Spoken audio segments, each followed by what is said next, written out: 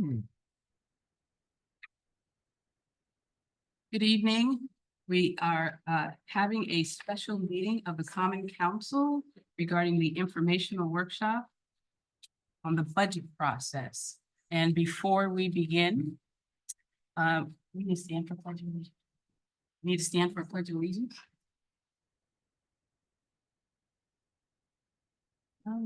Pledge allegiance To the flag of the United States of America, and to the republic for which it stands, one nation, under God, indivisible, with liberty and justice for all. Thank you. Before we begin, I'd like to thank everybody for attending and thank Mr. Mednick for the folks that he has gathered here for us this evening, and also to our in-house staff, Mr. Jared Schmidt and Mr. Tom Ellis, and really thank you to all the council members who are here in person and on Zoom. So with no further ado, roll call. I'm sorry, we need to do the roll call. And Ms. Dixon, will you commence with that? Mr. Burnett. Mr. Goldstein. Here. Mr. Lopez. Here. Ms. Najolski Eichner. Present. Ms. Smith. Here. Ms. Ayers. Here. Mr. Seed. Present. Mr. Wiggins. Ms. Young. Here. Ms. Edie. Here. Ms. Dunn. Here. Mr. Sutton. Mr. Frere. Here. Ms. Shanahan. Here.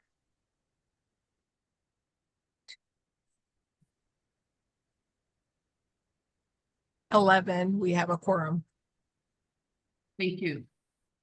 So again, this is an informational workshop in preparation for the upcoming appointment of a charter revision commission.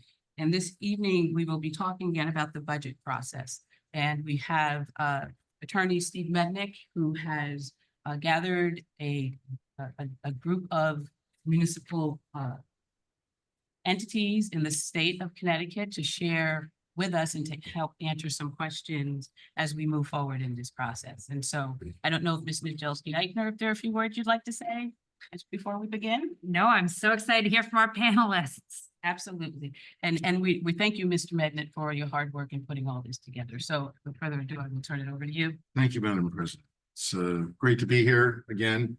As you recall, in June, when we initiated this program, we talked about the role of the council. In September, next month, 6 weeks from now, or almost 2 months from now, actually, we'll hone in on the role of the mayor and the balance of power and the interactions between the mayor and the council. Tonight, what we're going to do is talk about the budget process. Really focus probably more on the general fund side than the capital side, just for process purposes. How are budgets formulated in Connecticut by our various municipalities.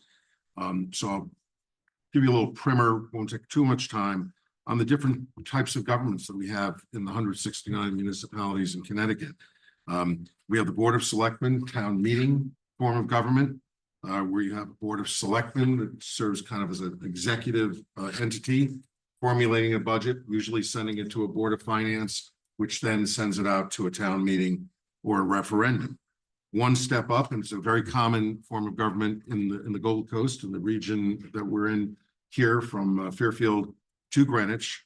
You have the Board of Selectmen in the RTM system, which is a step up from the town meeting, where you have a legislative body that is of a certain size, and you have a very similar system where the board, the first selectman, the Board of Selectmen formulate the budget.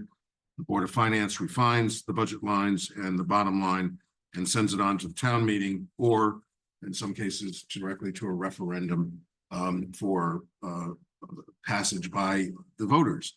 You also have the town or city manager, council or Board of Selectmen with a city manager, town manager, Similar to this, again, the town manager is the executive. The town manager formulates the budget and sends it on to either the council or the Board of Selectmen. And in those forms, you could have a Board of Finance, or you may not have a Board of Finance. Ultimately, it would ultimately, if it's a Board of Selectmen system, you would ultimately go to a town meeting or a referendum. If it's a council form of government, the council would make the final decision. You have the mayor council form, which is kind of what you have in Norwalk. And all the other large cities are council mayor forms of government. The mayor, the executive branch, formulates the budget, goes to the legislative body for refinement.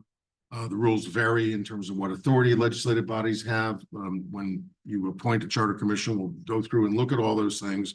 And at the end of that process, you have either an approved budget or a budget that the mayor vetoes, and then you have an override function. And a lot of the communities, you'd be surprised at the number of communities that have these provisions that are called petitions for override. Many of the cities, you'd be surprised at some of the larger cities that have a petition for override, which is in effect a referendum. So that even in some of the larger communities, you can have, you can force a referendum. I can't think of the last time in the major cities where that happened, but it does happen. Then you've got what we've got here in the two large cities in this part of the state, Stamford and Norwalk. You have kind of a hybrid of the mayor council form of government. You've got a mayor that formulates a budget, sends the budget in Stamford to a Board of Finance, which David will talk about in a little bit. Here you have the Board of Estimate, which our chair Ed Abrams will talk about in a few moments. And they have slightly different roles that I'll let them talk about. And then it ultimately goes to the council, and the two cities have different roles in the councils as well. In Stamford, curiously enough, there's no veto authority, because the way it works there is that the Board of Finance and the Board of Representatives is allowed to reduce items in the budget so that when they finish the process, that's what you get. And so I'm sure David will talk about that in a few minutes. As I said, we're not going to really discuss capital, although you can talk about it parenthetically. I was really talking about the general fund side of the budget process.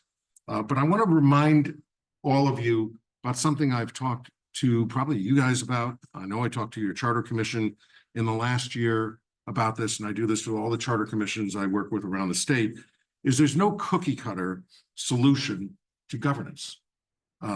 There's ideas that you can raise, there's ideas that you can compare, there's comparative analysis that you can employ. And I say this is especially true in the budget process. There's no panacea. There's no secret recipe that works for all municipalities. And a vibrant and healthy governance system is built on trial and error, a process that requires an understanding of the culture, tradition, and local folkways of the community, the best practices that you can look at from a comparative point of view, and what has worked and what hasn't worked for your community.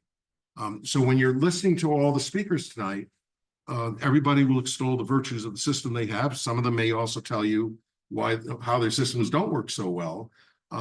You just need to understand that all of them are working constantly to rebuild and rejigger the system to make it work again.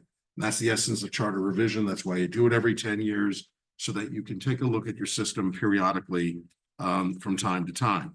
You don't want to throw the baby out with the bathwater, yet you want to make sure that you don't use the same old grimy and dirty bathwater the next time the baby has to get into the bath. So you've got to really focus on those things. So what I tried to do with this panel today is to organize, to give you a picture of some of the models that exist in Connecticut.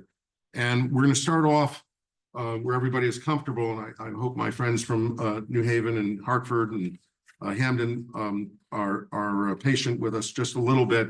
We're going to start off with Norwalk and Stamford so that we at least set the table for what we have in Norwalk. And maybe we'll start with that if that's okay, and then go to David.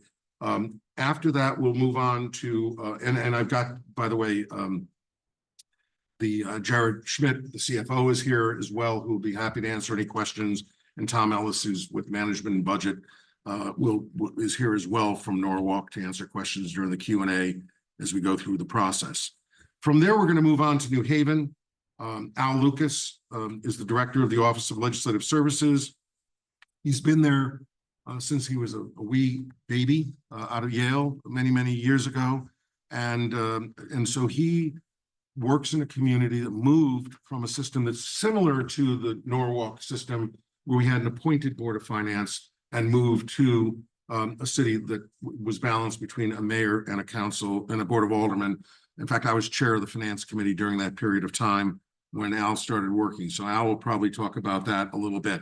Unfortunately, Michael Milone, who's one of my dear friends for the last 40 years, had a health crisis in his family and will not be able to join us, but he has promised that he will come back and talk to the Charter Commission when you move forward with your commission. The final grouping I want to talk about is Hartford and Hamden and Hartford. My very good friend, the president of the Hamden Legislative Council, Dominique Baez, is with us tonight, waving at all of us. We went through a charter revision in Hamden. We've gone through 2 in the last couple of years. We had a very successful one. And Hamden's a town that's had financial challenges. And I'm sure she'll talk a little bit about the Finance Commission that we created that came out of some of the difficulties that Hamden was facing. It's different than a Board of Finance, and different than a Board of Estimate, but it's a useful tool that Hamden decided to deal with. And the final group is going to be our good friends from Hartford, Julian Freund, who's the director of the Office of Management, Budget, Grants, and Revenue in Hartford, and Shirley Surgeon. I'm not sure Shirley's here yet. She's the president of the Hartford City Council. They're going to talk about their system, which is a pure mayor-council system. But the other unique thing about Hartford, it wasn't so long ago that Hartford was a city manager form of government. It was the turn of the century. I worked on the charter that moved from the city manager to the strong mayor form of government. So there'd be a slightly different perspective and be able to talk about those transitions. So I want to start with Ed. Do you want to start, Ed Abrams? Sure, I'm happy to start. Hopefully, Ed is the chair of the Board of Estimate, and I've never met him. It's nice to meet you, and it's my pleasure to introduce you to people who probably know you already. thanks, Steve. And yes, I know many of the members of the council. Good evening, all. Jim, great to see you again. Miss you on the BET. I think most of the council is aware of how the Board of Estimate and Tax works, but let me just hit the highlights, and I'll ask Jared, Tom, and even Jim from his history to jump in and correct me where I'm wrong or to add clarification points, right? But as Steve said, as a reminder, the Board of Estimate and Tax here in Norwalk is an appointed board. We are appointed at the discretion of the mayor. We each serve a 2 to 3 year term and can be reappointed by the mayor at any point during that term and until he or she decides that we are no longer an important member of that Board of Estimate and Tax. Right? The way things work in the operating budget process, as I believe you all know, is the Common Council sets a budget cap each year, working with the mayor and working with the finance teams. The responsibility of the Board of Estimate and Tax then is to work with each of the departments inside of the city, and including the Board of Education, to review the line item detail of their budget request, challenge that budget request where appropriate, and ultimately to agree to and set a specific budget for each of the departments. In that, we will look at every single line item within each department's operating budget. We will make line item revisions to the budget. So we will identify specific line items that we challenge. We will make decisions as to what should be removed from the budget, what could potentially be funded out of the city's contingency budget should it be needed. This process is about a 6-week process as we meet with each of the individual departments after the cap is set and after Jared and Tom put a recommended budget together. It culminates with a public hearing, at which point we then set a final operating budget for the city that then comes back to the council for final approval and then drives the mill rate and the tax burden for the city. Some of the things that are important in the process for all of you to be aware of, and some of this is editorial comment, some of it is fact, right? Fact number one, should we be in a situation where we want to overspend versus the recommended cap that the Common Council sets, we cannot do so without coming back to the council to ask for an increase in the cap. As a Board of Estimate and Tax, we have the authority to spend below the cap that is set, but we have no authority to set a budget that is above the operating budget cap set by the Common Council.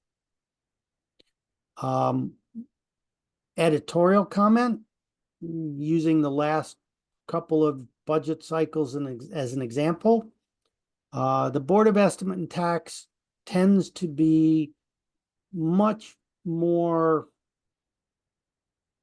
aggressive, I'll call it, in trying to reduce the tax burden on the citizens of Norwalk. For the last 2 budget cycles, we have actually come back with a budget that is well below the cap that the Common Council sets as we look to minimize the tax burden on the citizens of Norwalk.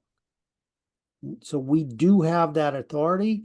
We do have that impetus. It puts a lot of pressure, quite honestly, on appointed individuals to make decisions on behalf of the city in terms of our overall investment versus the elected officials who are part of city government. An editorial comment by Ed Abrams. Others may disagree with it, but it is an observation I will share. Okay. The Board of Estimate and Tax, just so you are also aware, is by charter set up with I think it is, Tom, correct me if I'm wrong, but a balanced number of Republican and Democratic appointees so that you get a balanced point of view on that board. Correct. Tom, Jared, this or anything you'd like to add or clarify? Yeah, thank you. I have a couple of additions and This mostly is, by the way, Jared Schmidt. Jared Schmidt, CFO for Norwalk for almost 4 months now. And so I haven't been here that long. I wasn't even here for the full budget cycle this past year. But I do have significant experience developing budgets both in the state level and at the local level, municipal level. And I did want to piggyback off on something that Ed pointed out. And I think it gets to the point that I think there's a lot of balance in the city of Norwalk with regard to the budget. I know the focus of this is not supposed to be on the capital budget, but it's important to bring that into play to see the whole picture of the finances of the city. Because there are each of the entities, the BET and the Common Council, almost swap roles in that sense, with regard to the capital and the operating budget, where the Common Council sets the cap for the operating budget, and then the BET has line item review and can make changes to line items. Similar but opposite in the capital budget, where the BET sets the cap and ultimately the Common Council has the authority to make changes to line items within the capital budget. And so, I hope that when, as this group moves forward and as the commission that gets appointed moves forward with their work, that they'll take that into account and look at the whole picture and not just focus on the operating budget, because they all, both pieces of it play into the effectiveness of the city. And if you look at some of the metrics of the city, the AAA rating, the full funding of OPEB, high level of funding of our pension plan, a very large grant list. The outcomes under the current system they're good, and the city's in really good shape. And so, in my mind, the approach and my message would be, if it's not broken, don't fix it. And while there may be some minor tweaks that could come into play to either make things more efficient or to balance the opinions between the BET and the Common Council, I think that's fine. But from the moment I got here, I knew this was a good system, and you don't know how, as you pointed out, Attorney Mednick, you don't know how another form, if you're planning on making sweeping changes, how another form of government would play in Norwalk. And what we're talking about now are really formal processes and formal steps, but along the way, there are informal things that evolve, right? So there are different maybe side meetings of smaller groups that happen, or providing communication in between the formal steps. And that helps to even out things where there may be some disparities. And so I just wanted to make those couple of statements, and I'm happy to be here to answer questions, but more than likely, I'll probably defer to Tom to answer any specific questions, as he's been through the process a lot. And Tom, I don't know if there's anything that you'd like to add. Yeah, In terms of your selling points and the strength of the financial condition, I'll add one more. We have, if not the biggest, to make an Olympic theme, or at least on the podium for the state of Connecticut in terms of our rainy day fund, which is at $78.1 million. And the rating agencies love that, in combination with the pension funds and everything else that Jared mentioned.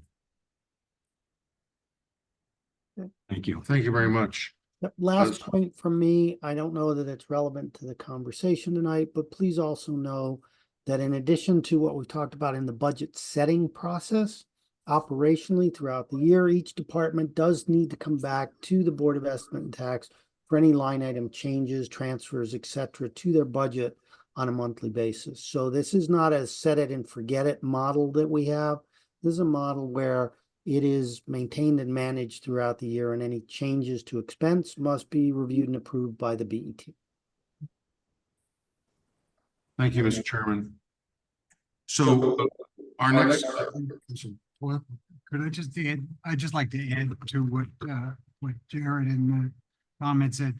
And Ed, particularly Ed, is not a guy that goes around boasting. So I want to just comment on the fact that the BET is made up of some very, very smart, and I, in some cases, I'd use the word brilliant people that are nonpartisan.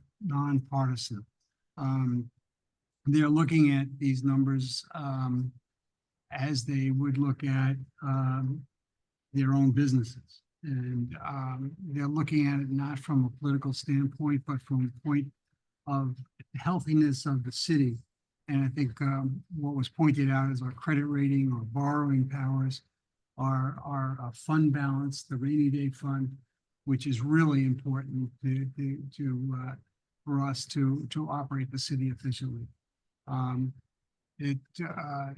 Yeah, I just can't say enough about the people, and also what he said, they're aggressive. I think I put it another way, I would say they're not shy to ask difficult questions. And, you know, the level of detail, a lot of people may not know the level of detail that they go through. I do. I felt the pain of going through the detail that we did go through. So I'd like to just point out that these participants are nonpartisan citizens of Norwalk are out there to look at the health of the city, and that's what their goal is, to keep that in mind. And as Jared just said, if it's not broke, there's nothing to fix, really. Thanks. Thank you, Mr. Councilman. Our next speaker will be David Corse from Stanford. I've known David for many, many years. I was gonna say he was a young man. He still is a young man. I was a younger man when I got to know him. He worked, I think we first worked together when he was with Mayor Finch in Bridgeport and the development, as the development czar of Bridgeport for a while. Moved on to the state of Connecticut, DECD. Most recently was the director of Stanford Downtown. And my only regret was that he never booked my band to play at one of their concerts, but that's okay. We'll do it another time. He's now the new director of the Municipal Development Authority. You'll probably want to talk to him about that at some point. But most importantly, from my perspective, the reason I've invited David to be part of this discussion tonight is he served, I think, on the Board of Reps and on the Board of Finance in Stanford. So he has an experience working in a legislative body as an elected official and on a fiscal body, the Board of Finance. And so it's my pleasure to introduce my good friend, David Corse. Thank you very much. And thank you all for having me. So I'll try and be brief, just describe a little bit about the Stanford model and where I think it works and maybe where I think it falls short. I do have one brief question first. So if the BDT sends a budget back to the council that is below the cap, does the council have the ability to add back in, or it is now reduced? Okay. So the way it works in Stanford, we have a Board of Representatives is our legislative body. It's 40 members, 2 per district from 20 districts. I served on that board from the downtown. We have multiple standing committees, one of which is the fiscal committee, which I was on as well, which deals with the budget process. And then I was subsequently elected to the Board of Finance. So our Board of Finance is elected, not appointed. It's 6 members voted at large from the city as a whole. And there is a mandatory minimum minority representation. And so there will always be at least 2 members from the minority party, which means for the last several years, if not decades, it's been 4 Democrats and 2 Republicans. But that minority party representation is important. The way that it works, in some ways very similar, in some ways quite different from what you have here in Norwalk. The budget is proposed by the mayor, so the mayor works with all departments. She receives recommendations from each department head. She then kind of scales that back. She presents her budget to the Board of Finance and the Board of Representatives. The Board of Finance, first and foremost, sets the safe debt limit, which is the amount of debt service that we're willing to accommodate within the budget as a whole.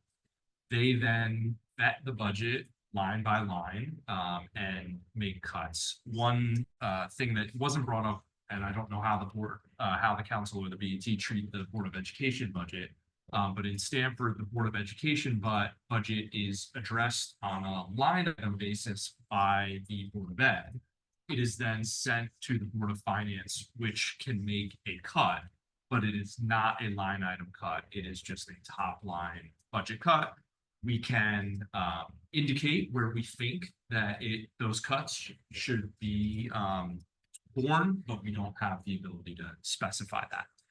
The Board of Finance goes line by line, makes its cuts, reduces the total amount, sends it back to the fiscal committee of the Board of Representatives, who then also go line by line and make their cuts. It then comes back to the Board of Finance for the establishment of the mill rate and the contingency. which, you know, is the ultimate kind of arbiter of the tax burden across the city. A couple things I think are good about this, kind of much like what you've described in Norwalk. It has this kind of system, particularly the Board of Finance, which are both accountable to the population because they're elected, but also don't have that same relationship to a localized constituency as when you represent a particular district, allows them to be somewhat insulated, much in the way that it sounds like your BET is here.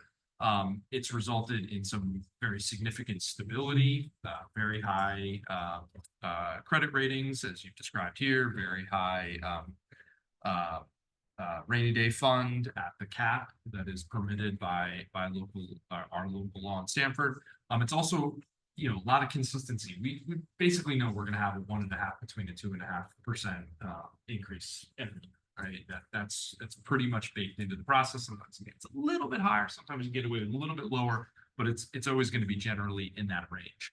I'll share where I think it breaks down.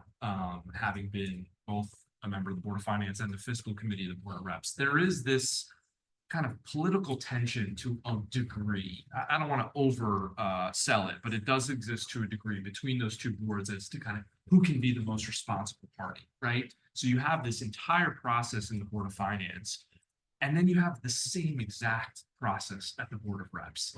And there's always that tension of, okay, well, the Board of Finance, we can't go maybe exactly as far as we want to, because we have to leave a little bit something for the Board of Reps to do.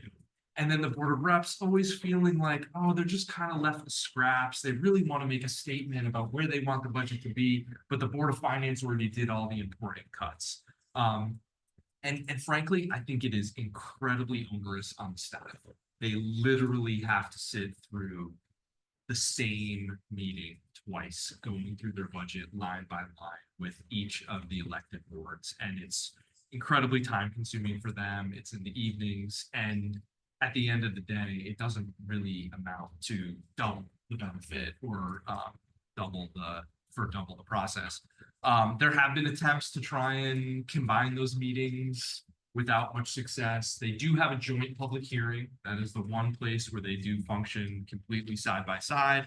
But I don't know that makes up for the other shortfalls. So I do hear a lot from your process that sounds beneficial and advantageous. I think there's definite benefit to having the Board of Finance, which is one step removed, although still elected, from that direct kind of political process, but also important to have a voice from the Board of Representatives. I do think the other thing that I would mention, just in terms of the overall budget process, is I also spend my day job typically within the executive branch, although I have been elected in the legislative branch. I think in Stamford, the threshold for what actually must come before the boards is way too low. There were many times where I was sitting there late night on the Board of Finance, and there's something in the queue for several $100,000, and we're debating a $10,000 grant with no match. But because it has a dollar sign next to it, it has to go through that process. And I do think, and when it comes to capital projects, I think the Stamford process is far too limiting in terms of what has to go for approvals. There's been many instances, I don't want to go too far down the capital tributary, but there have been many instances where School A boiler project was under budget. School A has a roof project that was slightly over budget, and then had to go back through all the boards, through the planning, through the Board of Finance, through the Board of Representatives. And we've already agreed that the money needs to be spent on this school. Let's provide a little bit of flexibility, because now you've lost 3 months, contracting, procurement, inflation, et cetera, et cetera. So the other point that I would make is just make sure that the threshold is not too low. Thank you, David. Appreciate it. And remember, there will be questions at the end for everybody. The next speaker is Al Lucas. I saw him before. I think he's here. Al is the longtime director of the Office of Legislative Services.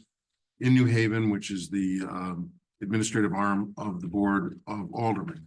Al, you like? Yeah, I'm here. And good evening, everyone. It's a pleasure to see everyone from around the state. Actually, when we're not fighting for resources amongst each other. So it's a beautiful, beautiful, beautiful, beautiful sight.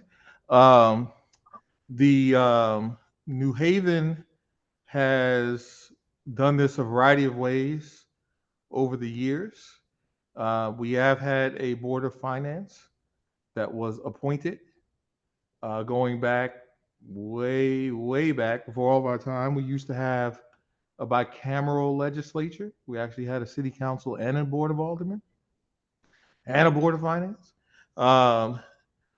Cooler heads have prevailed over the years. We now have the Board of Alders, as we call it now, that does all of the finance related stuff. We no longer have a Board of Finance. We eliminated our Board of Finance back in the 90s in charter revision in the 90s. So since then, the Finance Committee of the Board of Alders generally handles all of the hearings related to the budget process. So the chief executive submits his budget or her budget, their budget, in February after having accumulated the requests from all the various departments. Usually in New Haven, that accumulation of requests starts in about November, and then is sifted through to come up with what's going to be the actual presented budget in February. From February on, the Finance Committee of the Board of Alders has a series of workshops and public hearings. Per our charter, we're mandated to have at least 3 public hearings. Sometimes we move them around the city. Sometimes we have them in the chamber, where I am now.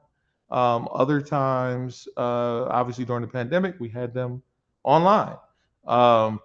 And so now we do them all in person, and generally we do one in the chamber and then the others at various locations around the schools. And those are the public hearing processes where the public can come and speak. We have 3 of those. The rest of the process is all workshops. So we bring in every department, usually in groups of departments that are related. So fire and police, for example, would have their own night. Education would have its own night. All of the health and community services departments would have their own night. And we do that over the course of the months of March and April. And then in May, we will have the final vote by the Board of Alders, first the committee vote, right? And then the final vote by the board. Usually we have a special meeting for that purpose at the end of May. And if anything goes wrong, per our charter, it must be done by midnight on the first Monday of June, or what the mayor proposed back in February goes into effect. So generally, that's how our process works. It seems to work very well in terms of giving the public a lot of transparency and access to the process. Their voices are heard throughout the process. They're able to give their input at multiple points along the timeline. All the department heads actually get to present their budget, and the alders get to ask them their questions. The finance committee, so our board is 30 alders, all elected by ward, by district. Each one represents about 5,000 people. And of that 30, 11 serve on the finance committee. And so the finance committee is made up of 11 of the 30. Obviously, those that are interested in the budget can come and watch the meetings as well. But that 11 makes their recommendations. They have a fast and furious amendment process during the last meeting of the budget cycle of their committee meetings.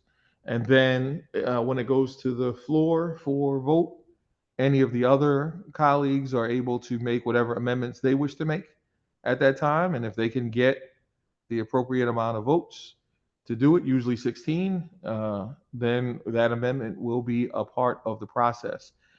We do require a supermajority of the board, meaning 20 in our case. If you wish to raise the mill rate, you only need a actual majority to lower the mill rate. But if you wish to raise it, you would need 20 votes to raise the mill rate that came out of committee. And that's basically our process. So I'll stop there to pass the baton. Thank you, Al. Appreciate it. The next speaker is my good friend and member of the representative of mine. I live in Hamden, which is an at-large member of the council, and Dominic Baez, president of the Hamden Legislative Council, to talk about how Hamden deals with their budget. Thank you for having me, Attorney Mednick. Thank you to the council for hosting us. I'm sorry I'm not there in Norwalk, but I am 9 months pregnant. And at about 7:30 at night, I'd like to be sitting where there are blankets. I'm just gonna go right into it. So I'm the president of Hamden's Legislative Council and councilman at large. And our process is a finance commission involved process. In our 2022 charter, we added a finance commission to our budget process, along with our usual council mayor formation, right? So in our town, we have a mayor, we have a 15-person council, 9 districts represented, 6 at large. Traditionally, it would be the mayor gives a budget to the council. We had a charter revision that was finalized in 2022, but it began in 2021. Correct me if I'm wrong, that in that process, we started with that charter revision with a mayor that with a history of mismanagement. So our charter revision came together and they said there needs to be more eyes on this thing. We feel like the budget has been really mismanaged, but we need it to be in place where we want our finance commission to not be there just because we have bad mayors or whatever it might be, but rather this will work for any situation. So it's despite this one human being, but rather it'll fit us wherever we might go, whenever we might go. So they created a finance commission. And what they really do is they are to monitor the creation of the budget throughout the year, right? So they meet monthly, they have quarterly reports, and then they, during the budget process, once it's submitted by the mayor, they are taking recommendations, looking at each part of what made her budget, and then reviewing those things, doing background research, talking to our finance department, and then coming to the council and making their recommendations for council members to review and then look at the budget through that lens. This is a fairly new process, right? So we started this in 2022. It's 2024. We went through 2 budget cycles with them, but it is a new process, right? So I can tell you how we've experienced it so far and how it's working, but it is still building, and we are still, as an organization, figuring out how to navigate these things together. So the Finance Commission is made up of 5 members, and they are appointed by both the mayor and the council. So there's not just the appointments that are dependent on or owing their seat to the mayor, but rather it's a mix between the mayor and the 15 members of our legislative council. They have a built-in credentials that are necessary for all their appointees, right? So our 15 members are elected. We're elected by our public, which means that we're not necessarily experts in budget making when we come in. Some of us are, but that's not necessarily why we're elected. Whereas the appointees, they do have the credentials to make those budgets, with the exception of one member who is to be a lay person who just understands what the public is experiencing as Hampton residents. Those appointees, they have a required minority party representation. So there is a separation of what we have going on in there when it comes to party representation. And those folks meet together and they speak with the finance department and they make recommendations to the mayor as she's creating the budget, but also the main thing that they've been doing is to hear how the budget was made and then come to us and say, okay, we believe that there's too much happening in the salaries. We believe that we should have more money put towards our medical costs.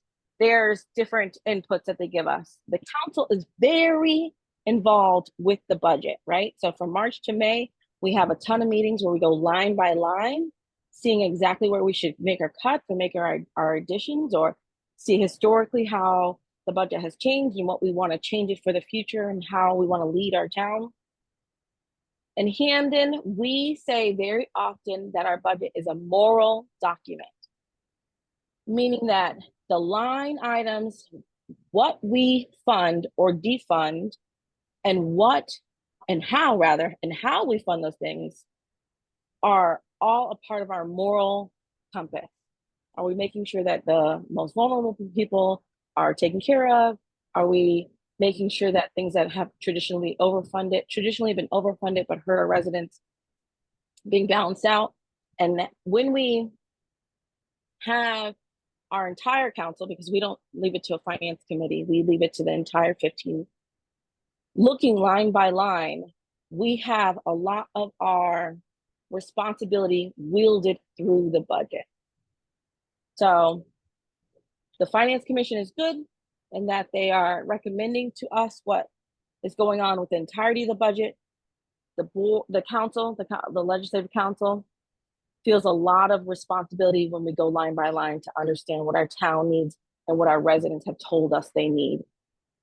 So we feel comfortable with the amount of control we have over it. It is grueling, but it also feels necessary to us.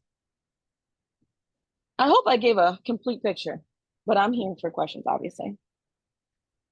Thank you, Madam President. Thank you, Dominique. The next speaker, Julian Freund, is here. I don't know if Shirley Surgeon, are you on the line anywhere?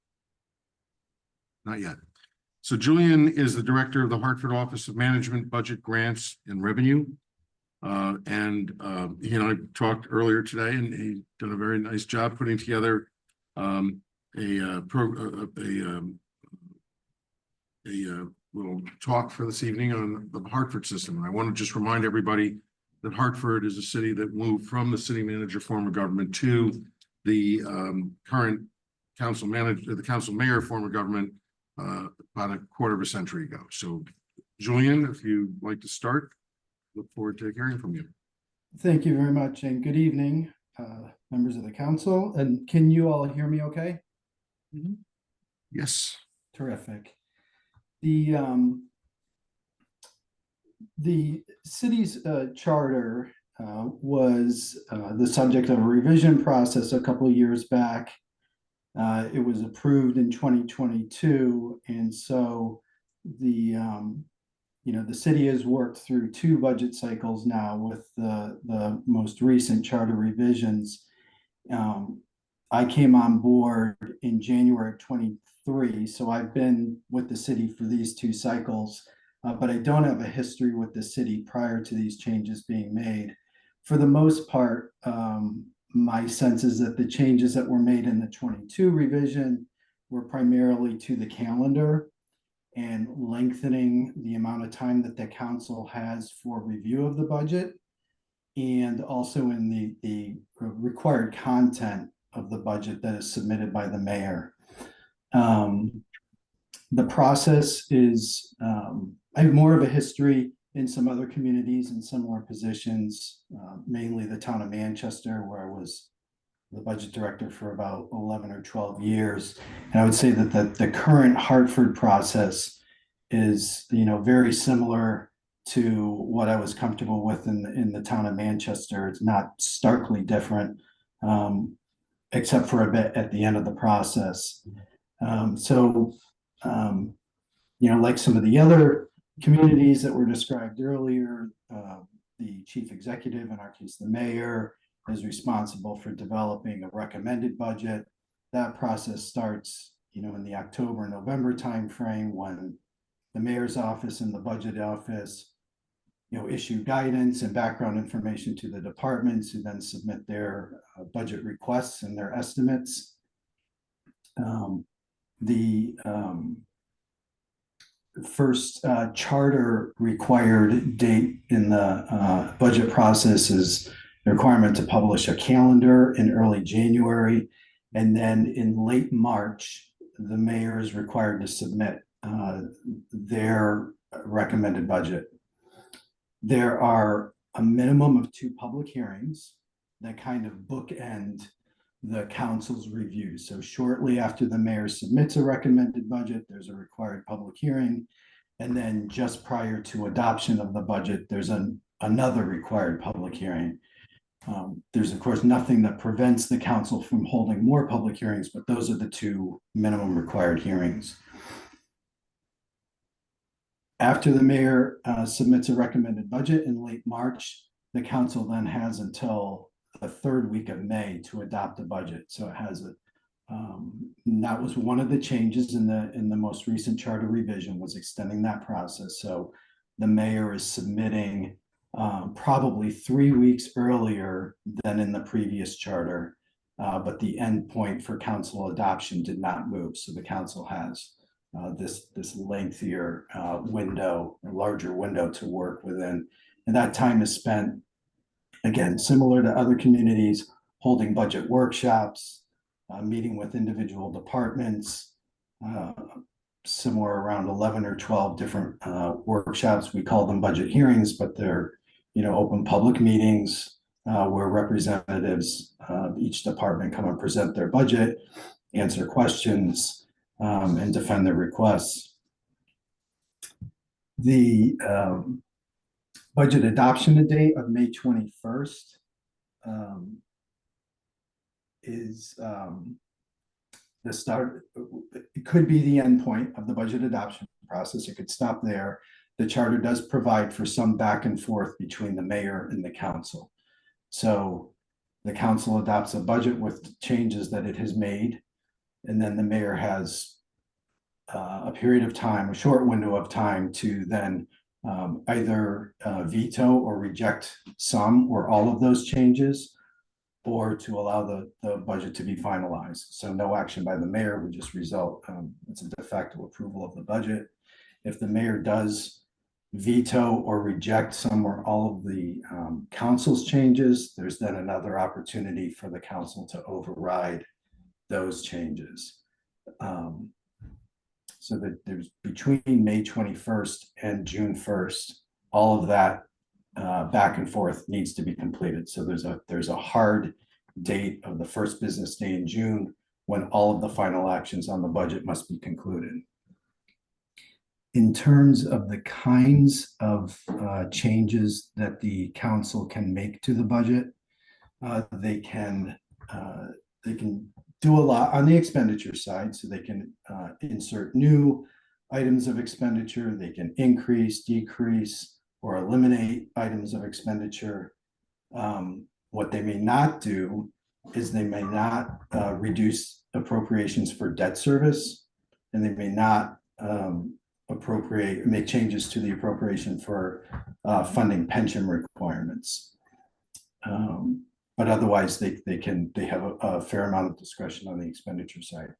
They may not alter the mayor's estimated revenues, with the exception of the tax levy. They may alter, they can change the mill rate in order to fund any new expenditures that they might add.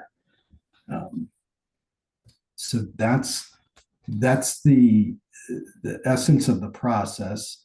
I did compile a set of notes that I will share with Mr. Mednick, but they're much more detailed than what I went into, just for the sake of time. But I'll stop there and obviously be available with the rest of the panel to answer questions.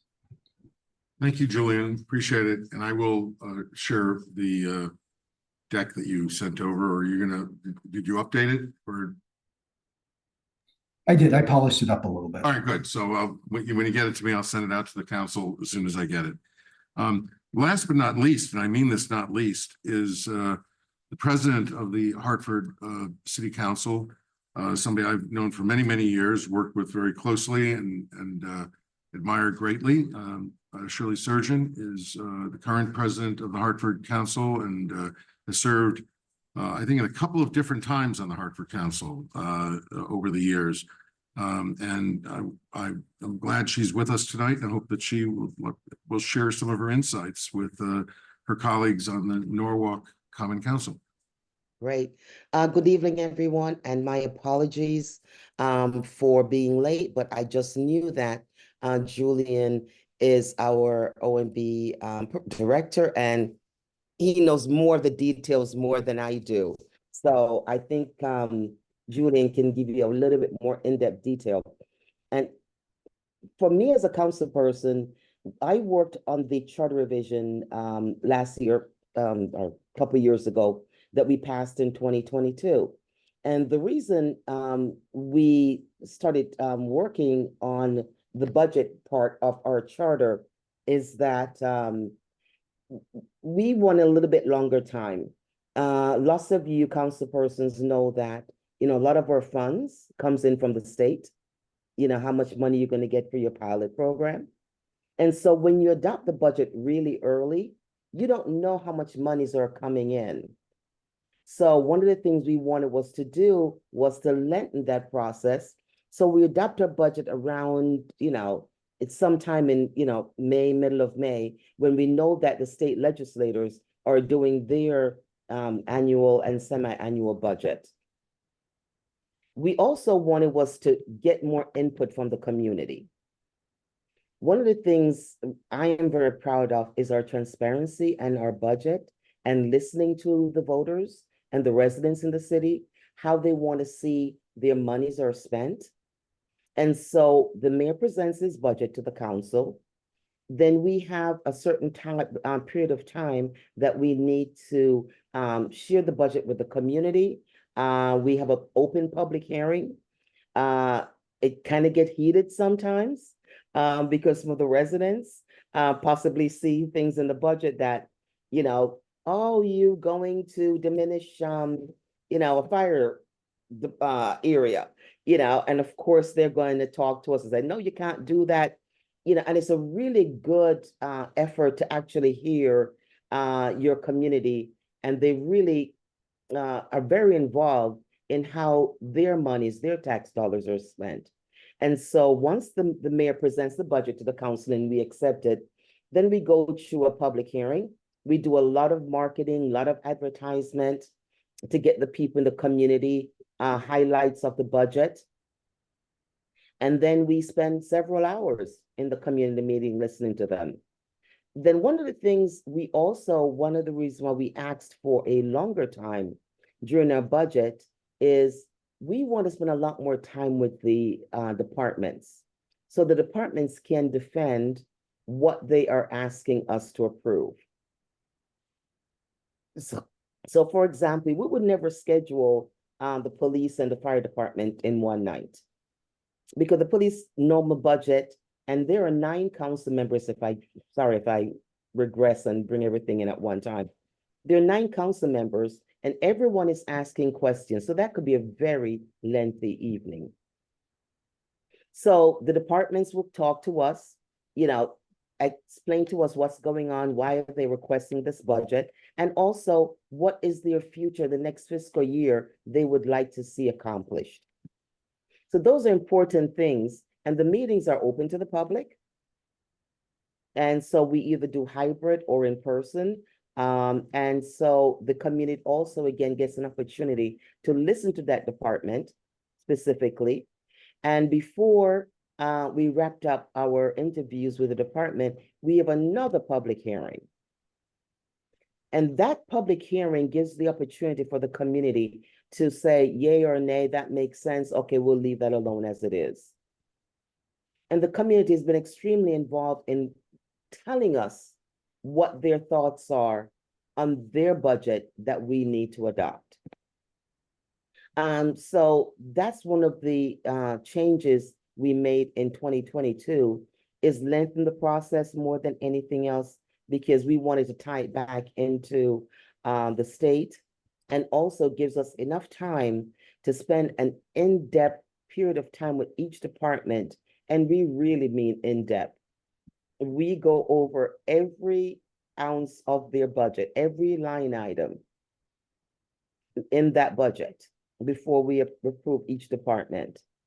Again, as Julian said, the mayor sends us the budget. We can, move, decrease department, increase, apartment from somewhere else. The only thing we cannot do is the appropriation of part of the budget. But if we feel that we need additional funds, if we feel it's not enough, we can certainly, change our mill rate, which will also change the amount of revenues we bring in.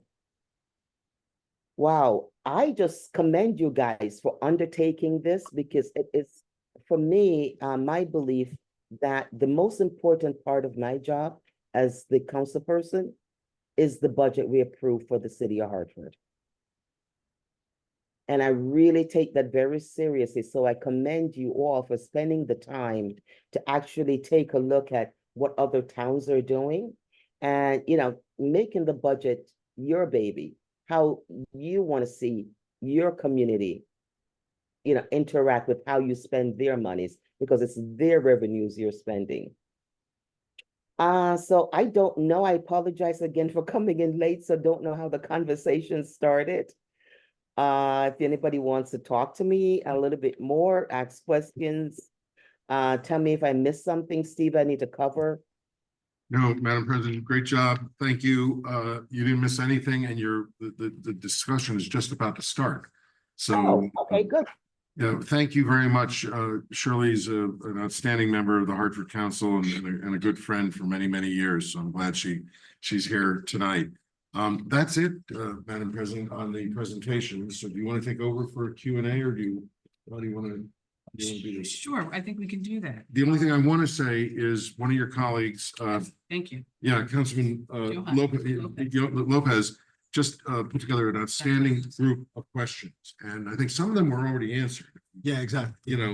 I was just going through them, and so I don't know if you want to. So I wanted to open that up. Thank Yeah. you very much for that, Thank because that's what I Yeah, wanted to thank do too. So thank you, Councilmember Lopez. So were there any questions that you submitted that were not addressed that you'd like to? Well, I just have like a couple.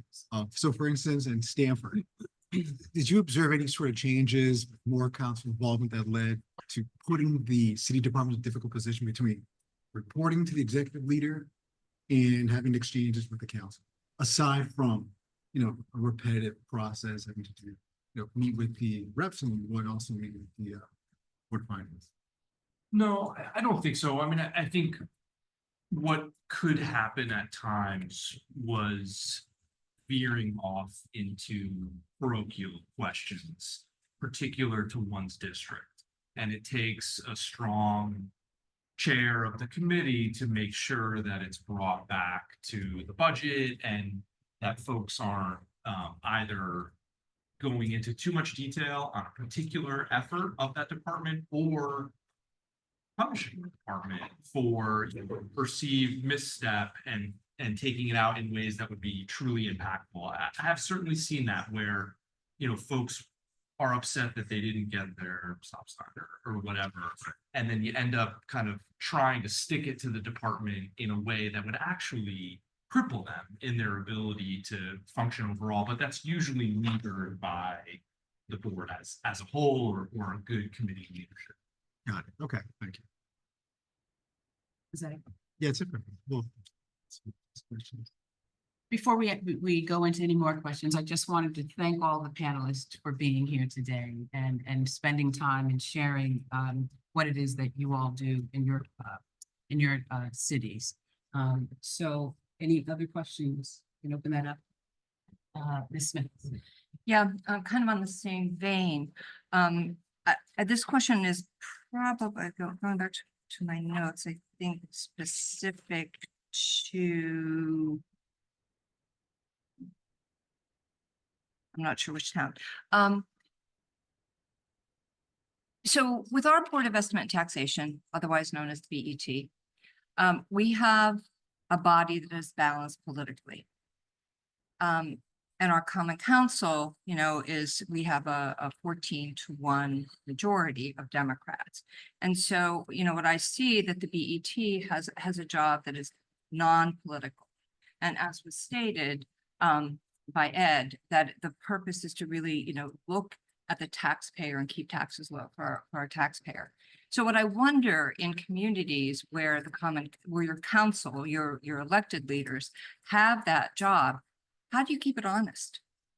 How do you keep it from, you know, not being, you know, someone's pet project or, you know, like you just referred to, it's like you want to stick it to a department because you didn't get your stop sign or you didn't get, you know, something for a constituent, you know, because I think that that's something, you know, we really do well here in Norwalk is we keep it honest with the process that we have. So how do you do that?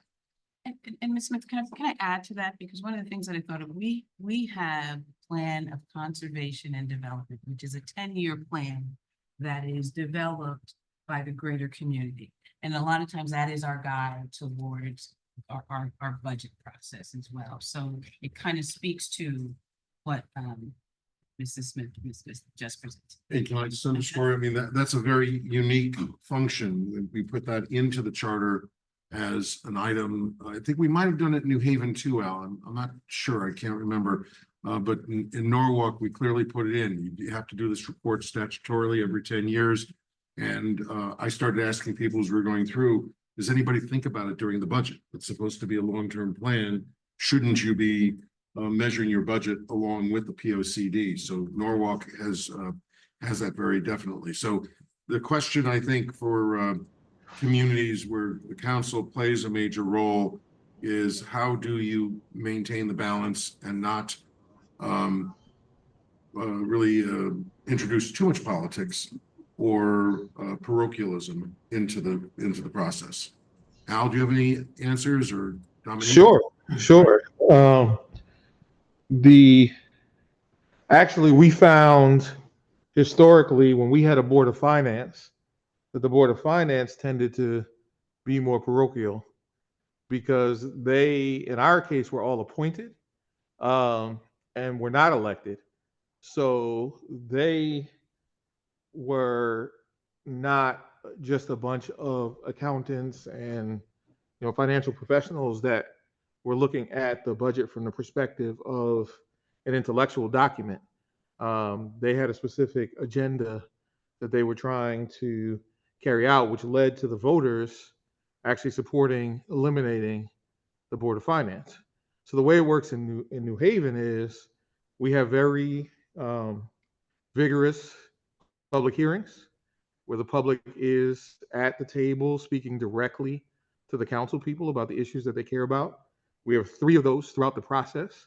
One at the beginning, one in the middle, and one at the end, so that the public has an opportunity to make sure that they're heard vigorously. Obviously, these are your constituents, so they are going to keep you as honest as possible about the issues that they care about.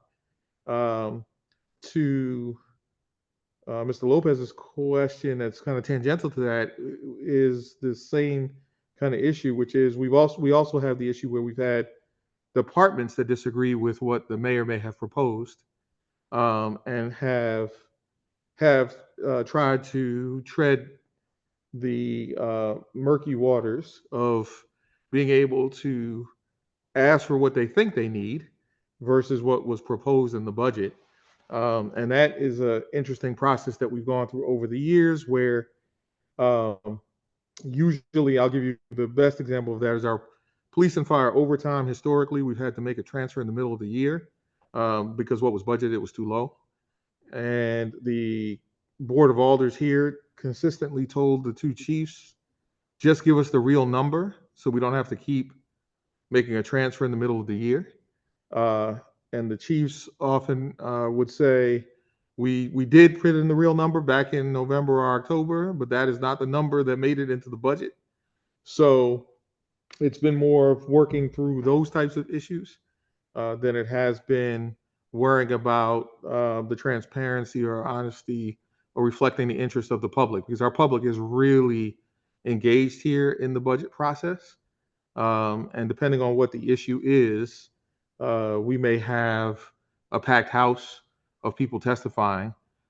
So to what the council president of Hartford said, we literally are here often during the budget process until the lights go off. And then we have to go and figure out how to turn them back on.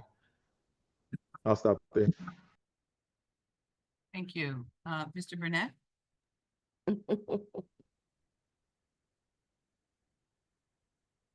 Thank you, Madam Chair. I realize the focus of the discussion is on the budget cycle, but my question is based around special appropriations. So that during the year, if a special appropriation was to arise, how is that addressed? I know the Board of Estimate Taxation in Norwalk plays a key role in terms of addressing special appropriations. I'm wondering how is that handled in other towns? In terms of, is it the council? Is it the commission? Who takes the first step at addressing any special appropriations that come up throughout the year? So in Stanford, if it's a budget amendment, if something's getting shifted from one area to another and it's within the overall budgeted amount, it's the same as the regular budget process. It first goes to the Board of Finance and then it goes to the Board of Reps. If it's an allocation of contingency, it is exclusively the Board of Finance. The Board of Reps, that is the only two kind of items in the budget process that have no Board of Reps involvement are the setting of the mill rate and the mid-year or interim year allocation of contingency.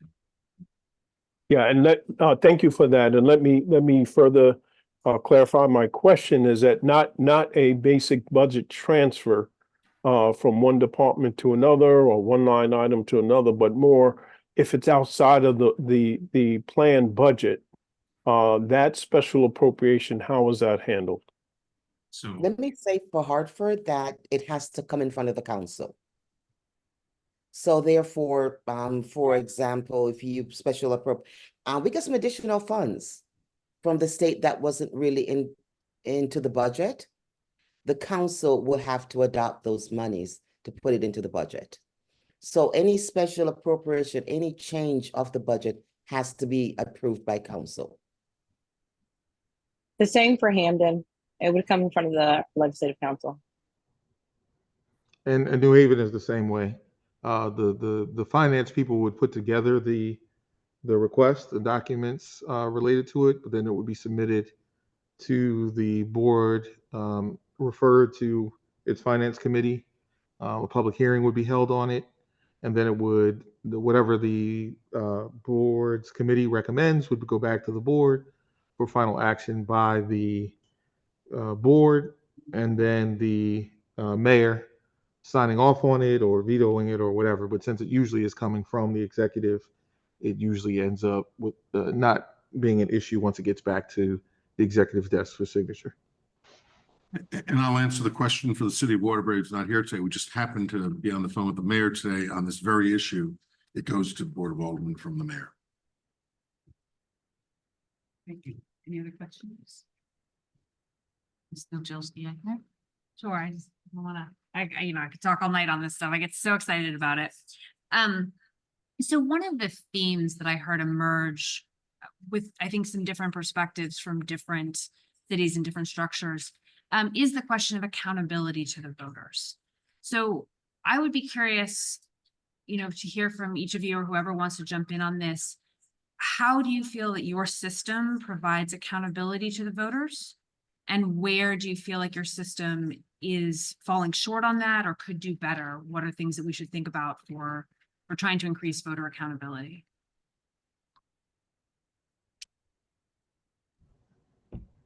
Who's going? All right, let me jump in, Hartford. When the mayor, beginning of the ending of the year, January, starts the deliberation with the department before it comes to the council, I think that budget, and I know the first budget hearing we have with the community, where we explain, not everyone is going to read a 200-page document, but we go through the highlight and explain to the community, to the voters, how we are going to budget each department for the services they provide. So when you ask about accountability to the voters, I think that those public hearings is where you'll find, and again, it venture from different year to year, what is hot, this year, we need more repavement of our street, to something else.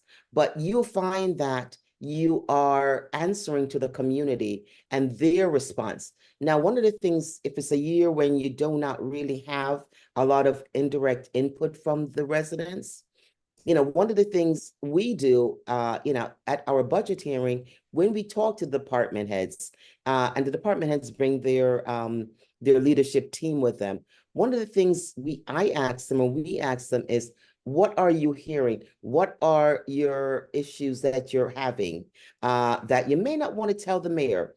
So one of our councilmen always, every single budget year, always asks them for, what is your wish list? So you may not be getting approval from the mayor for their actual budget, but if you ask the department heads, in a very direct way of how they would like to, what else they could be included in the budget, I think they will tell you. One of the things we do during the fiscal year, our budget committee, we meet once a month. And also at that time, what we also do is we go into the community and go to community meetings and, talk about, what we are doing with the budget this year. What are the special things we have changed in the budget? What are going to be delivered to them? And so that's the kind of accountability I think you'll find if you actually interact with the voters in your town. Dominique? So very relative. When we're doing our budget, we have public input throughout the entire process, right? I take public input at every meeting, from the mayor's recommended presentation, where she's giving a presentation of exactly everything that's in the budget, gives us a little synopsis and explains what we should expect from it, all the way to adoption. We take public input in every single meeting. We do emails, we do live, we do hybrid, and that allows for our residents to give to us in any way they feel comfortable, in any way they're able, for different accessibilities, to speak to the council about what they believe should happen within the budget. Throughout our budgeting process, we are talking to the department heads, right? We're having those interviews, or trying to understand what they need out of their departments, what they need for their departments. And in that process, I do find it to be educational for our residents. So not only are we hearing about what department needs are happening, but the residents who are watching, whether it's on Facebook Live or the recording or on Zoom or in person, those residents who are watching are also learning exactly what each of those departments do and who's in charge of that item for our town, right? So throughout this process, I think that the transparency and connection to the public, this is one of our biggest opportunities to explain to my residents what the town is doing, why they're doing it, and how they're doing it.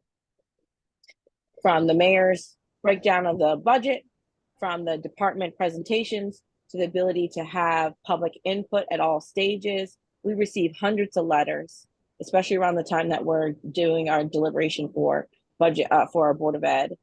And to top it all off, because we are voting on the budget, at the adoption stage and at this deliberation stage, because we're talking about it, voting on it, discussing it all together, all 15 of us who represent the entire town. I believe that having our 9 districts represented on top of the 6 at-large candidates, we are making sure that we in each of the neighborhoods, we that are looking at the town as a whole, are giving a perspective on what our residents have already told us, right? So we're having not public input just inside the meeting, but like when we're going to our cars and our neighbors stopping to talk to us and having our forums or input, however each council person decides to have that input come to them directly. So because we're voting on it together, I think that's another way that we're creating a conduit from our public to the document, to our decisions being made. Thank you. So this is going to take a step back first, and then I'll get to the question. But in Stamford, we can only cut, and I'm of two minds on this. On the one hand, I think if a board of representatives with 40 individuals had the ability to add, we could be in a very complicated situation where everyone's trying to advance their pet program, or, you know, and at the end of the day, the executive branch doesn't have to spend or can slow, right? And you end up getting in this back and forth that I think could be very detrimental.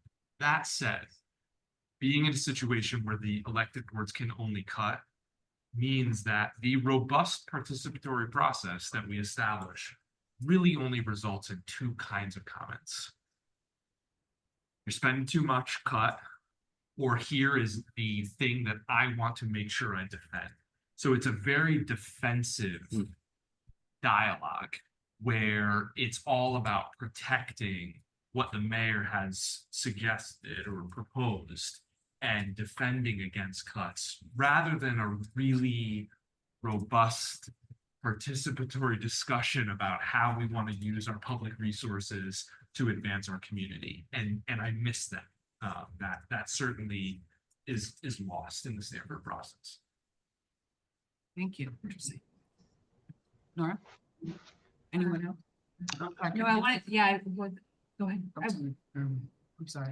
I think just, I think the point, just because I think words matter, I think the accountability, like, I think the speaker's kind of been speaking to it. Accountability has been like to the taxpayers and the residents, not necessarily the voters. And I know that they're both the same thing, or they could be, but the voters, a lot of times politically, we're talking about voters blocks, and then we could be talking about Democrats or Republicans. But I think the accountability is to the people, and the people coming back to speak to us, which is just the taxpayers or the residents of the city. So I think it's just important that we separate those two, because the voters are more politicized, where the residents are just talking about the people of our city. Right. Let me just jump in real quick for you guys and tell you, in New Haven, what happens is after the budget is passed, we require a monthly report from the finance department on where we're tracking related to that. This is a public hearing that anybody can participate in. As far as the residents being able to get their input in, we have a site called Public Testimony at newhavenct.gov, where at any time, any thought that anyone has, they can send in, and that'll get sent to the council, the board, for their action related to that.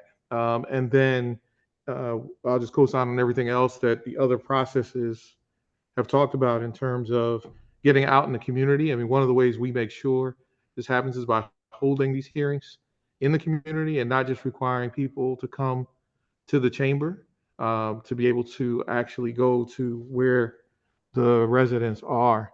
And that's, those are some of your tools related to that. In terms of your question about what we could do better, I think getting more public participation, not just on niche issues, would be helpful. That requires some resident education on the importance of the budget. And we try to do that in various ways. But oftentimes when we have a packed chamber, it's related to one issue that people have organized around, and that may be a relatively small portion of the budget.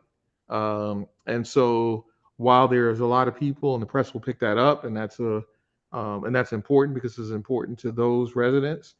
There's a lot of other things that are happening in the budget that are going to have an impact that they are not necessarily as aware of, because if you're not in this game, oftentimes, again, as the president from Hartford said, nobody's going through that full document, not without somebody holding their hand along the way.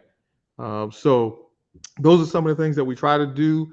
We do at various workshops, a big Martin Luther King Day event at one of our schools, and we do a Voter 101 presentation there where we walk through the budget for folk that are interested in it, and explain to them how they can get engaged. But I can tell you from a staff side that I would love to see more people physically attending the meeting. So anything that anybody has or suggestions for how to encourage people to actually literally participate in the process would be more than welcome.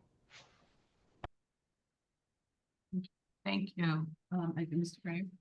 Ms. Baez, I would just, you had mentioned earlier that finance gets input, and from who do they get input from? Is this the Finance Commission that gets direct input from the public? Is that how that works? The Finance Commission also takes public input. I don't chair that meeting, so they might, take it less because I think it's new. Less people are attending those meetings. But they take public input at all their meetings, and I take public input at my meetings as well for all my council members. And so then So both have the opportunity, but most people are writing their letters to council members. So then how does the Finance Commission play a role in that? Do they then meet with the council and discuss with the council, or does that just go back to the mayor? How does that work? You're saying, how does the Finance Commission give input for the budget? They do it by both talking to our finance department and our finance staff within our town. And they also come directly to the council during the budget hearings and give us what their input is after meeting with the mayor, meeting with the finance department, pouring through all the numbers. They also come to us and give their recommendations and start to talk to us about what they see in there. So there are multiple ways that they're giving their input, right? They're giving it directly to the mayor, they're giving it directly to our finance department, and they're giving it directly to our council members. And this is all in the public forum. This is like their commission meetings are publicly broadcasted and they allow for public input. And our meetings that they're coming to talk to us and give recommendations are publicly broadcasted and have public input. In Mr. Kors, you mentioned before, but not being able to, or the primary flexibility, or the only flexibility you have is to cut budgets. But then that leads to a defense of your current budget. Is that, when you're talking about the defense of that, is that you mean that if somebody or a department head, let's say, and I'm just going back to my experience on the BET, and we would meet with the department heads and go through their budget, and we'd say, do you have enough money in this budget for this?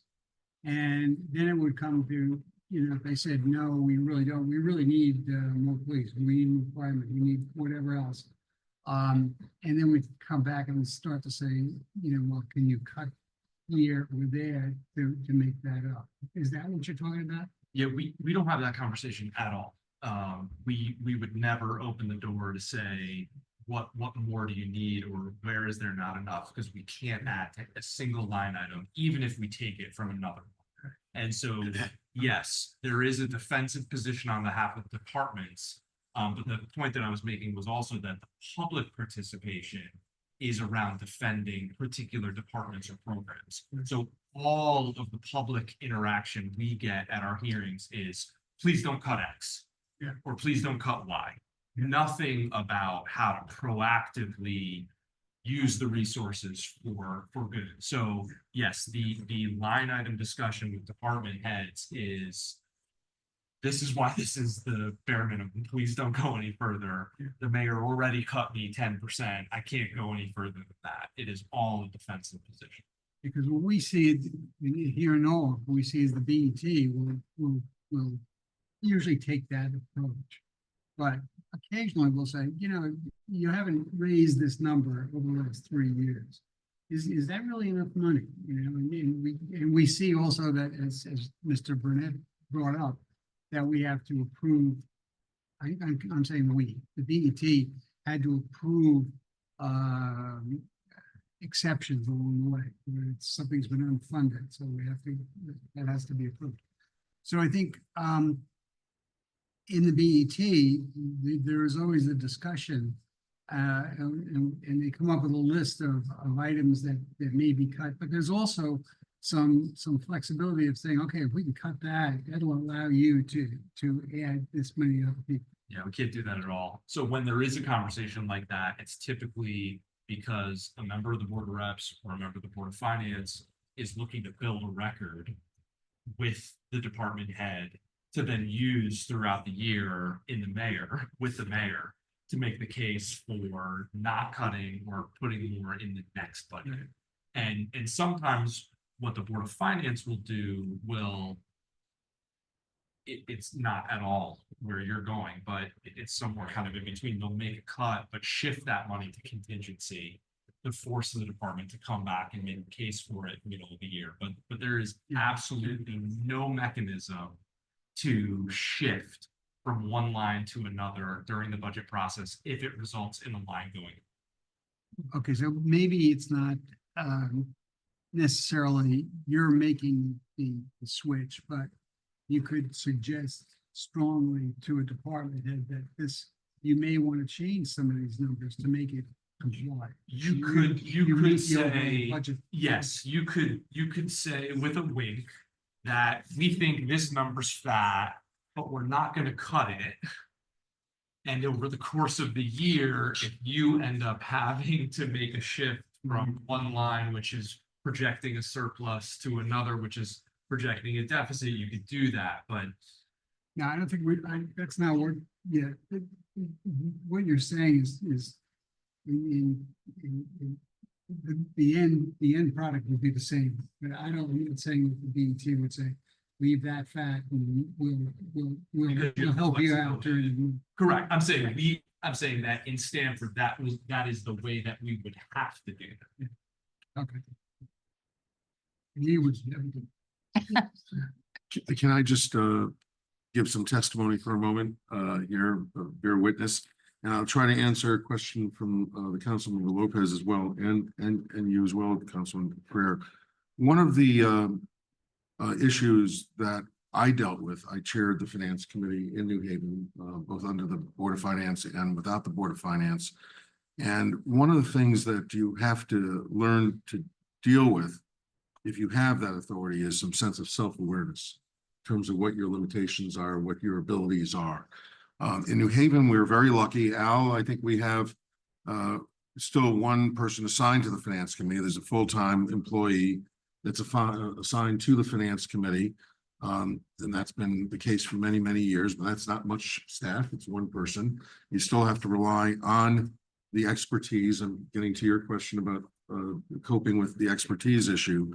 And in order to make technical budget decisions, when I talk about the self-awareness, one of the things I did, and I'd like to hope that most council members would do it, maybe even people on the Board of Estimate or the Board of Finance would do it this way as well, is when you are a part-time legislator, you're not here in the building most of the time. You're working at your jobs and come here at night and you're going to do the best you can, is you sometimes can't make some of the decisions you like to make. Even if you have full budget authority, even if you have budget authority all the way through, which New Haven pretty much does.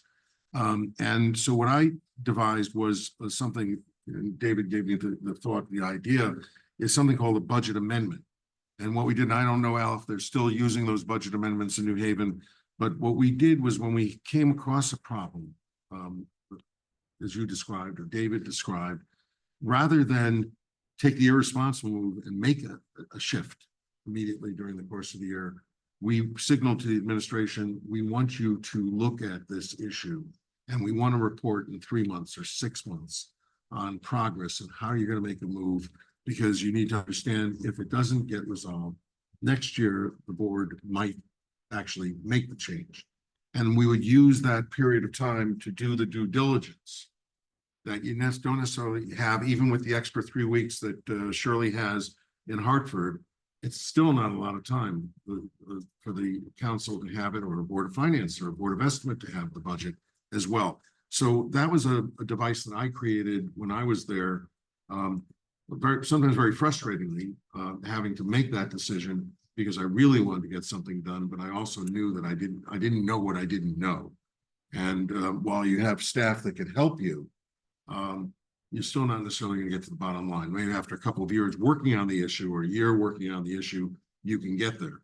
And so, so you have to come up with those kinds of devices to battle the issue of expertise versus technical understanding and your role, to kind of balance the role. So, and I think that's a device that can be used in the system you have here, the system that David has to some extent, because you don't have the ability to add, and in the other systems that you have in the other parts of the state. So I hope that was helpful. Definitely, yeah, because my concern is that, look, we have finding the constructive, practical way to balance council involvement, departmental autonomy. At the same time, you're not really undermining the power of BT, because they have a singular focus, right?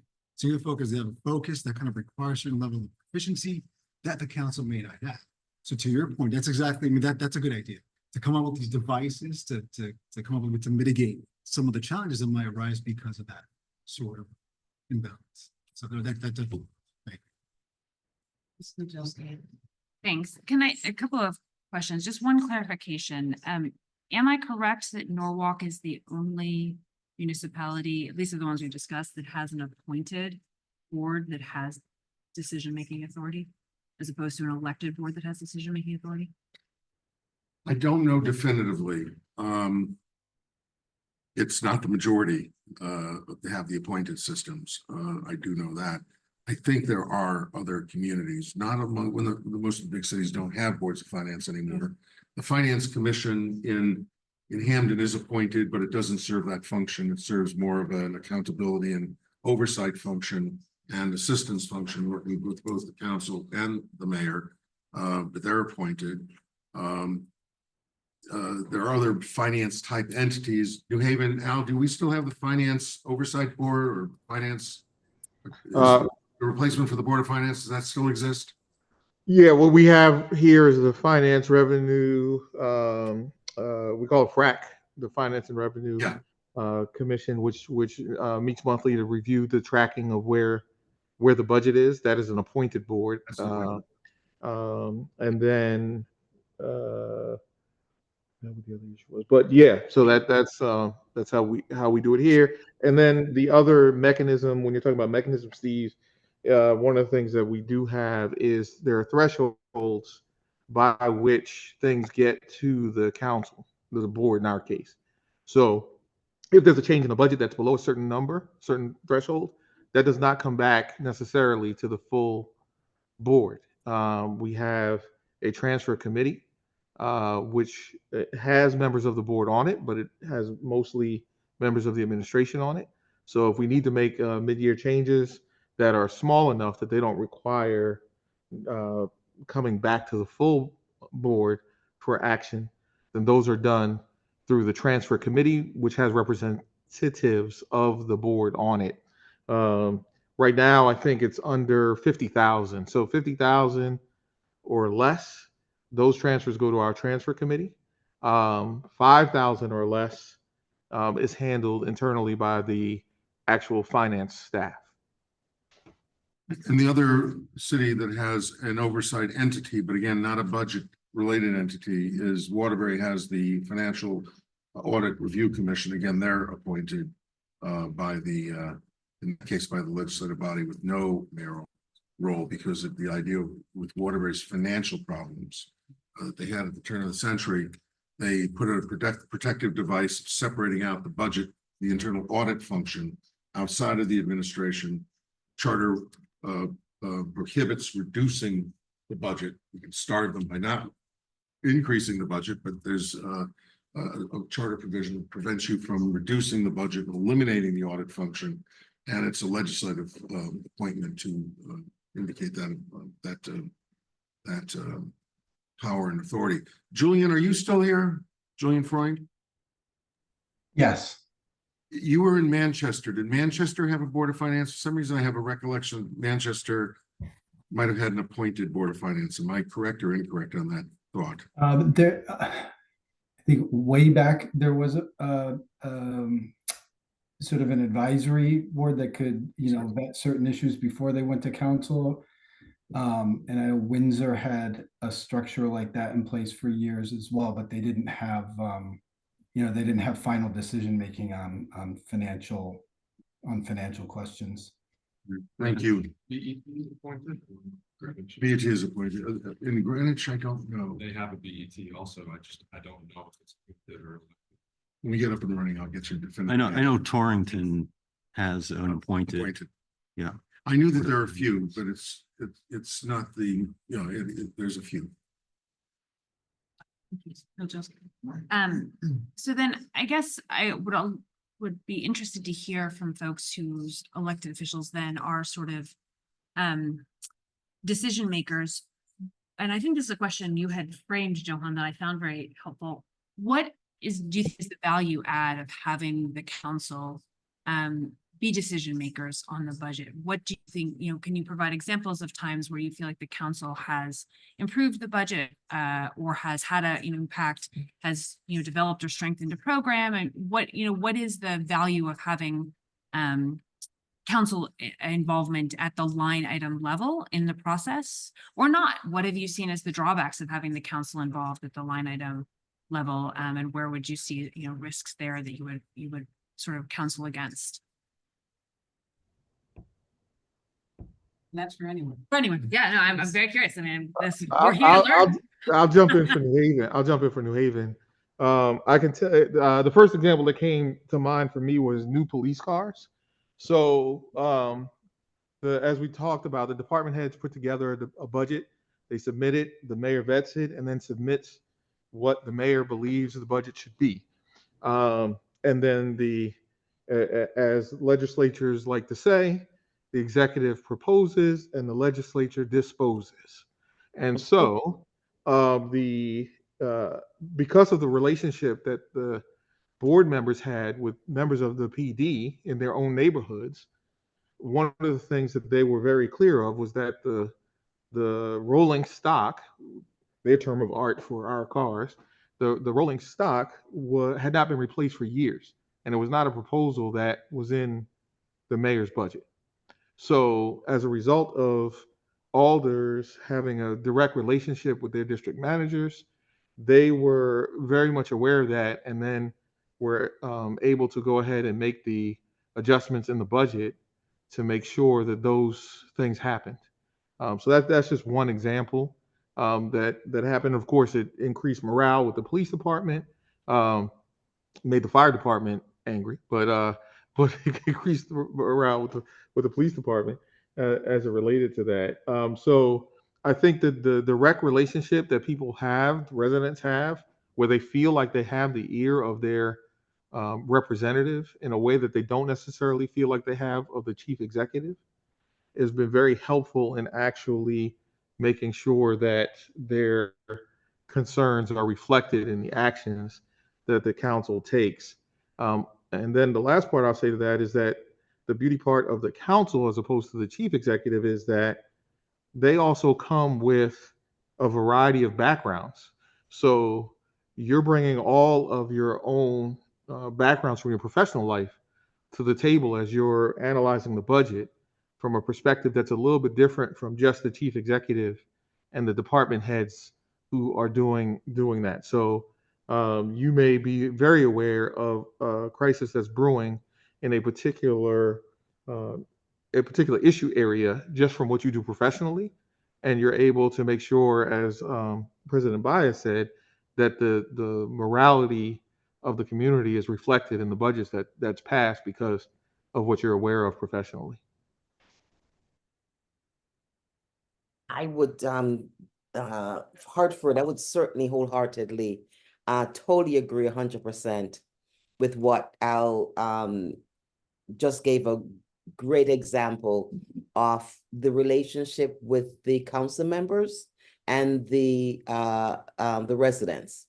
We have 9 council members, that lives in different parts of the city. And the asset that brings in, it's, you are locally talking to the residents in that neighborhood. And so again, one of the examples we talked about, you know, the mayor had a list of firehouses that was going to be retrofitted, you know, but one of the council members, after talking to the residents in that neighborhood, felt that that firehouse should be moved up instead of being, you know, waiting for another year or two. And these are the reasons why we need to do this. That's valuable information that was brought to the council deliberation. What we do as council members after we are finished with our questions with the department heads, listening to the community, we also have a day that we all get together, and all 9 of us, you know, not all together because we all can't, because of the different party, you know, the Dems may get together, and then the other minor parties may get together, and we all come together and actually, what is it that you see in the budget that needs to be moved? What is it that you are okay with in the budget? And that deliberation process with the council is a really asset to actually fix in the budget. Because one of the things Al said is we all bring different experience from the community. I'm more of a community activist. We've got members of the council or CPAs or you know, or do financials parts for their companies that they work for. And everyone brings their expertise to the table, and that gives the opportunity for the budget deliberation and also help us to really improve the budget that the mayor has sent over.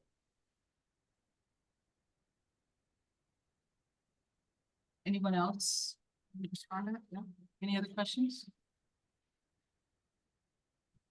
Okay, we've got a few more minutes. Okay. So the other thing that I really noticed in listening to different folks is that I did hear some very different philosophies about kind of budget making, right? What is the objective of your budget? What is the rule? Again, what is the approach that the council or the board or any entity takes to thinking about how to make your budget? So I'm curious sort of where you think your budget philosophy comes from. Is that sort of individual to your members? Is it a community kind of consensus? Is it something that's developed over time? And how do you kind of figure out what you think the objective of the whatever board or entity is responding to the mayor's budget should be in terms of how they approach the budget process? And I'll point out that Hampton, I felt like Ms. Baez, you had a very particular framing of your approach to what it means to do a budget. So maybe you might be someone to start that conversation. Thank you. When we got together and we create our budget, we usually call it, that's a moral document. I'm unsure of when we started to use this term, a moral document. I've been on the council, this is my 3rd term, and I am the longest serving, almost said oldest, but it's really the longest serving council member on our council, which means that I hold the history, the memory of how it used to work versus now. With that being said, since I've been on, this is my 3rd term, we've been calling it a moral document. I don't believe that the councils before us did do that. We are trying to find a balance between what is necessary for our community to move it forward and what is affordable, right? So Hampden, we don't have a lot of money. We've been in dire financial straits. And when we balance that, that is what our morality is. It's exactly what our residents are begging from us. Please lower our mill rate. Please fix our roads. Please fund new vehicles for our police officers so they can get to different parts of the town. Please make sure our fire department has the right materials. Please make sure that our most vulnerable people have the right community services and wraparound services inside our community center. So when we listen to all these things, we're balancing out our residents' desires and what is truly good, well, for the long-term well-being of our town. And that is difficult. Period. It's difficult. I can just verify what the president, Dominique, just said. I've been counsel to the Legislative Council, I think 12 years now, and it was never referred to as a moral document prior to the last 4 or 6 years at the council. You know, I think that they've taken a much different approach to the budget in the last 3 terms with Dominique and other new members who are serving on the council. My people who work for free, like all council members do really, are very, very set on doing what is right for our town. I really trust my colleagues and their moral compass to do what is right for by their residents and really try their best to make sure that our budgets are better than the last ones that came through our town in the past. So for us in New Haven, it's the other way around, right? Not that it's an immoral document, but we start from just the bare bones. So New Haven is in one of the unique positions. More than 50% of our real property is tax exempt. You might have heard of a university that's in the middle of this town. You might have also heard of a hospital that's on the second part of the middle of this town. So straight up and down from the one edge of town to the other of town is the hospital and the university, which take up more than 50% of our taxable grand list. That's tax exempt. So we're already starting from a situation where we know what has to be paid for, the major services. So health, education, police, fire. And then when you look at general government, which is, you know, one of the smaller pieces of it, but when you look at the where there is flexibility in the budget, there really isn't a whole lot of it in terms of where there's room to navigate from the budget. So to a certain extent, the budget writes itself around the big ticket items. Whatever the budget was for education, which takes up a significant portion of our budget, whatever it was last time, we can't go below that. So we're already at a disconnect. Even though we have a decreasing enrollment, we can't decrease the number that we give to the public schools. So, so from our perspective, that's where we start to answer your question about how do we do budget making?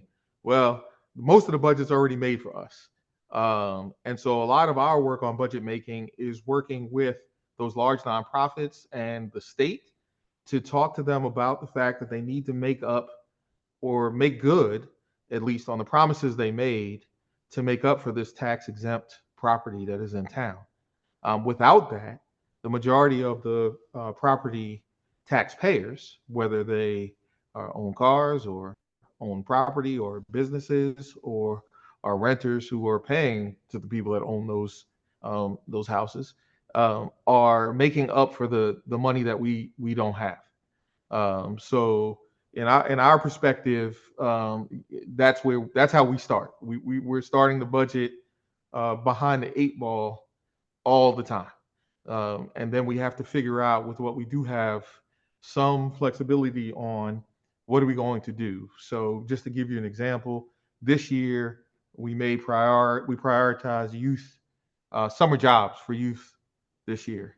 So we added an extra $1 million for youth summer jobs so that every young person in the city could get that wanted a summer job would be able to have one. But that's $1 million right out of a more than $500 million budget. So That's how we start. We start knowing that there's this big chunk that we are going to have to pay. There's this big chunk that other towns around the state get that we don't get, and then we have to make up the difference.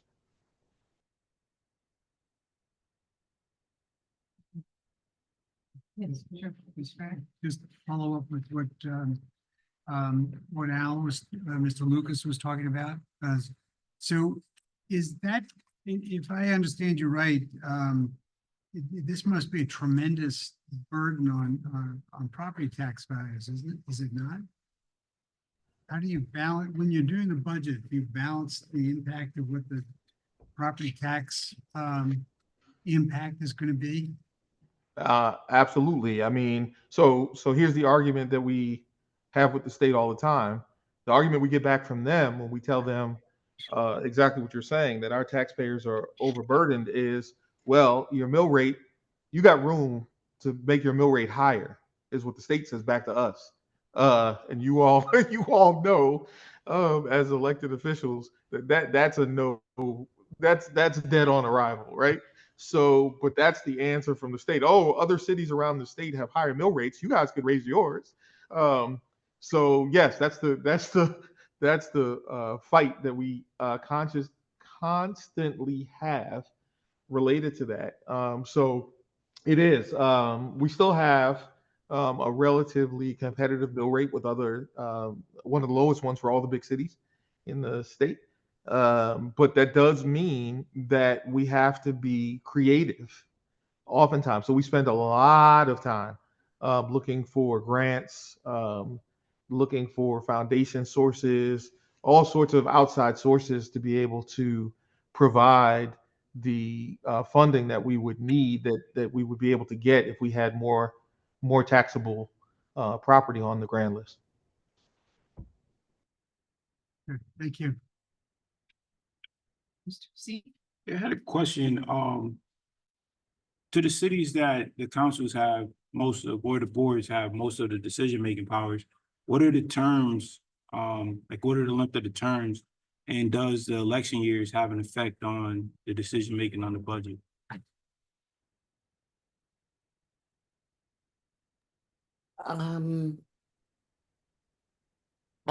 In Hartford, we have a 4-year council term. Of course, it's a 4-year cycle. Last year was, it's a mayor and council who runs together, nine council member and the mayor. The other cycle we have is the Board of Education, that just have a cycle by themselves, for the governance of the school board in the city. It's a 4-year term, and our re-election was last year. If that answers your question, Mr. Seed? So during the election years, is the budget kind of affected? Like, do you see more council members being more conservative or giving more during the election year just to kind of pacify the voters? You know, I have to start where I'll just start off talking about, as the city of Hartford, the capital city, a lot of our properties is off with our tax roll. A lot of government properties, schools, hospital, churches. So we are also starting, behind the 8 ball in our mill rate and the revenues we begin. Just coming through election last year, the budget process was no difference. One of the things I think, if I was to look back over the last several years at the budget process, I think during the budget time, we become a little bit more conservative. We are looking for ways to manage our budget so we can possibly, decrease our mill rate, which will, decrease, property and personal taxes. Thank you. I think I have one question. I think it kind of goes to what you just said, Mr. Steve. And it's not about the budget, but you did mention this in Hartford. You moved from the city manager to the mayor council structure. Did that have an impact on your budget process? Well, we moved from a city manager governance body to a strong mayor from governance. As our budget director, meets with the mayor, the department heads, they come up with a structured budget, starting December, January. And there is the checks and balance. The mayor may present the budget to the council, but the council has to approve the budget for that fiscal year. And so this is where, again, the council has the authority, to move monies around. Again, we can't reduce the appropriation. We have never, in my time being on council, has increased our mill rate at all. I don't think anybody wants to see that. But one of the things again, because of the checks and balance, the mayor presents it, but the council has the authority, or is the authority body to approve that budget for the fiscal year. Can I just add to what the president, what Shirley just said? Keep in mind, when you're a council manager form of government, you're the board of directors. Yeah. And so they had very robust budget authority.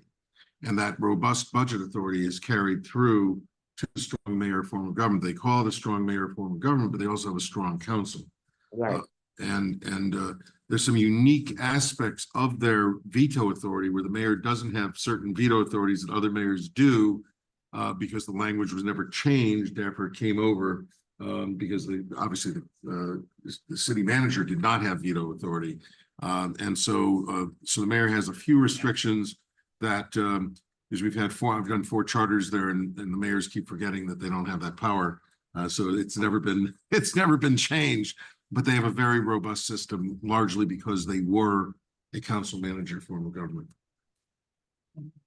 So let me add, so basically, out of 9 council members with 7 votes, the council can override. Correct. The mayor's, should he veto any part of our budget recommendation that we sent him or her. So it's almost 9:10. And I think it might be quitting time, but we're all used to being at meetings, right? So, Oh, yeah. I thank you all for attending and joining us and sharing your experience with us here in Norwalk. This was very helpful. And so we just look forward to the next session that we're going to have upcoming. And we thank you, Mr. Mednick, for putting this team together. You're September wonderful. 9th. You're September 9th. September 9th. So, I guess with that, we'd have a motion to adjourn. All in favor? I guess that's all of us.